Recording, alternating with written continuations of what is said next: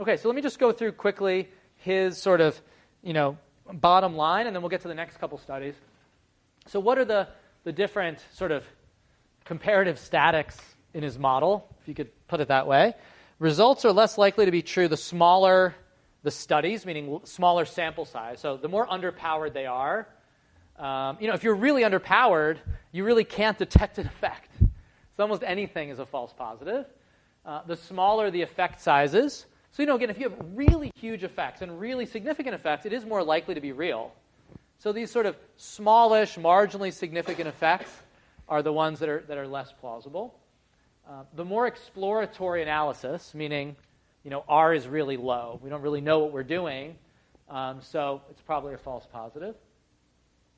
The greater the flexibility in research design is the U-term.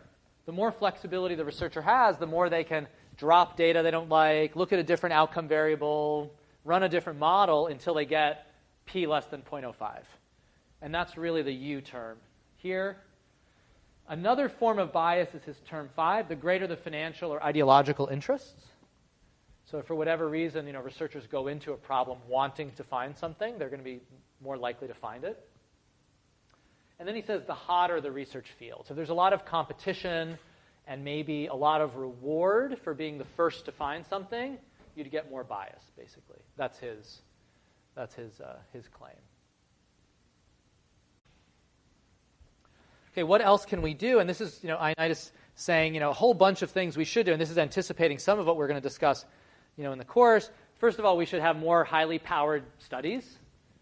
And he says, especially when R is high. So it's interesting. He says, we should be putting our research dollars into studies where R is high. Like we have a sense there's something real here already, like our prior is there's something here, and put together a high-powered study that just definitively proves it.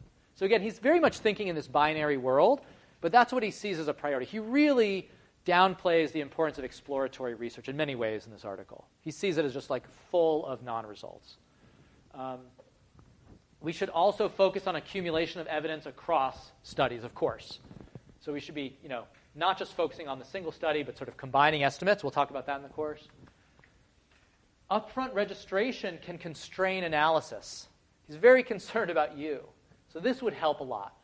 If only we could sort of get people to stick with what they see as sort of, and this gets back to the point about what the plausible specifications are. So if you're forced ex ante in a pre-analysis plan, say here are a couple approaches I think are sensible, and you have to show those, then it's going to sort of tie your hands to some extent. It's going to make it a little harder to data mine. It's going to make it a little harder to sort of deviate in some radical way.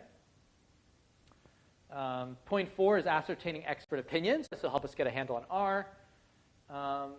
And then finally, point 5, we should do multiple testing adjustments. If you have 10 hypotheses, you can sort of adjust your p-values for the fact that you've run 10 tests. And we very rarely do it in any social science field that I know. This would be a very easy thing to do to sort of raise the bar a little bit and hopefully weed out some false positives, I think.